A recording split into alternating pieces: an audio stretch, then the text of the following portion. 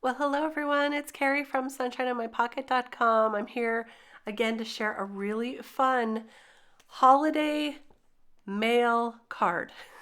I'm using this snail mail stamp set from Missing Stamps, and I thought this would be so cute to create kind of a Christmas card delivery holiday card. And there are also matching dies. Today I decided not to use those. We're doing almost a one layer card. And I'm also using the Postage Edge stencil here, which is super fun. Now this stencil is really cool because there are two different sizes. You can use the outer edge for a larger A2 size card. You can use the inner edge for a smaller card.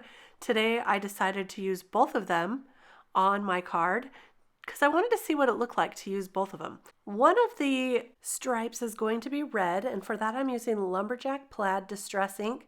So I'm just using my magnet board here to keep that stencil in place, and I'm going to put red on the first layer. Now this is a 2-layer stencil, so it makes it really easy to create a dual color.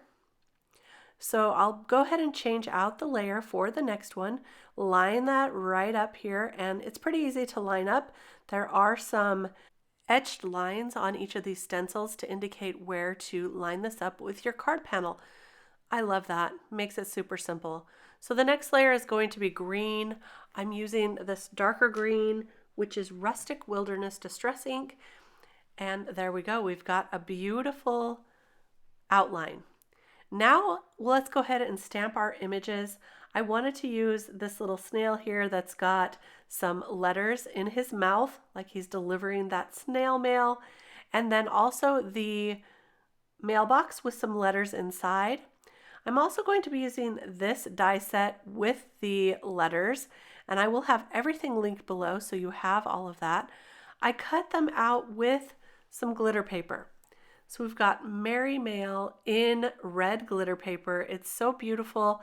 And I'm going to just line all of that up here so that I can make sure it's all going to fit before I do my stamping. The first stamp is going to be the little snail, and then I want to stamp this mailbox a little bit behind him. And so what I did was I put a little bit of mint tape covering up his tail so that it wouldn't stamp over that little snail. I'm pulling off that mint tape right here. This is what I call the lazy person's masking because I didn't want to mask the whole image and cut it out. Instead, I just used a small piece of mint tape. And that worked out pretty well, and you can see the mailbox is a little bit behind that snail there. Now I'm just going to color these up really simply using my Copic markers.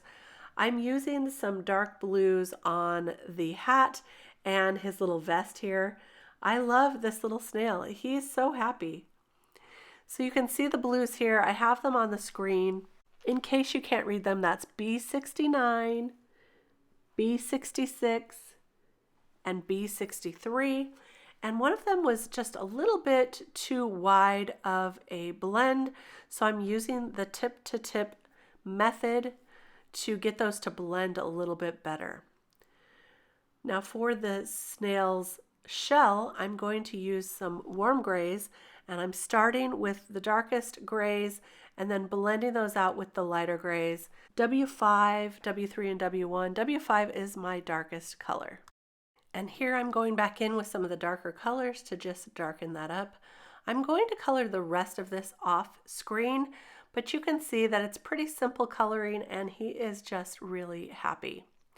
Now to put the letters on, I'm going to line them up using my craft pick here, and then I'm going to pick them all up with some of this press and seal.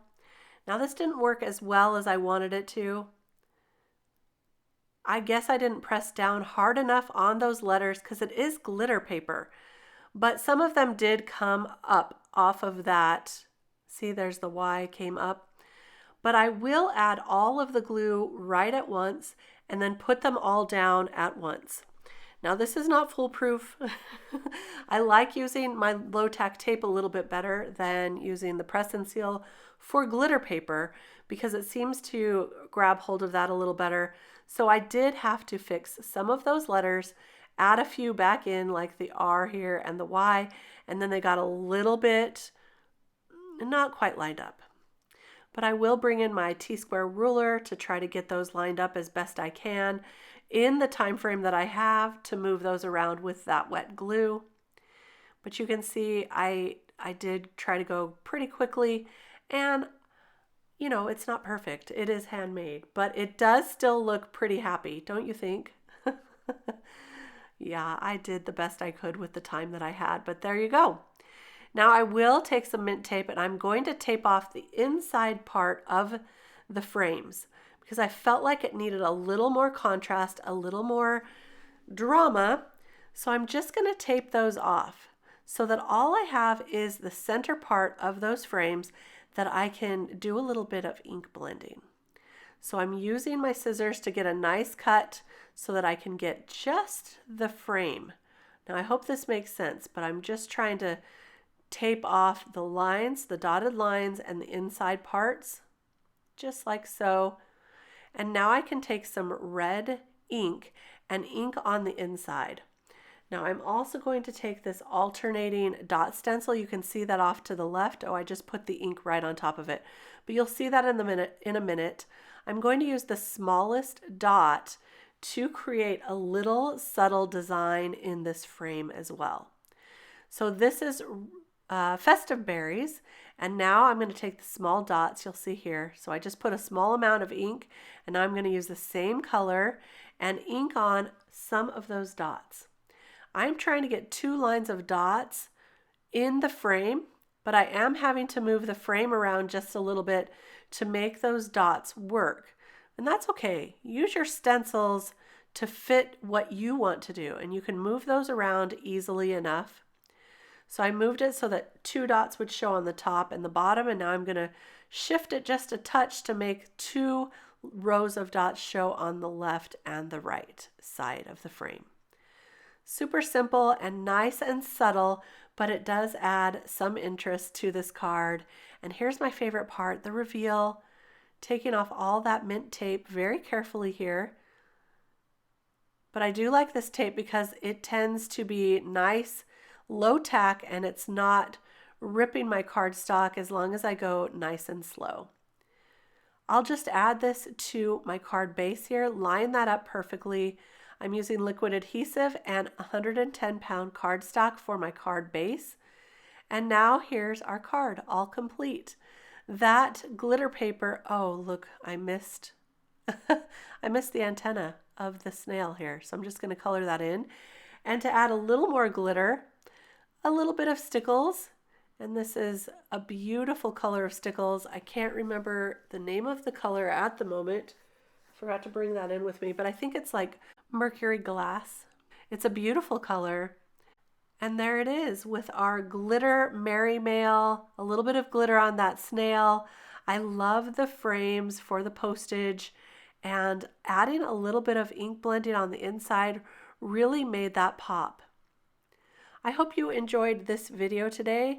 I enjoyed creating this card, and I hope it shows in my videos that I really do love creating and making.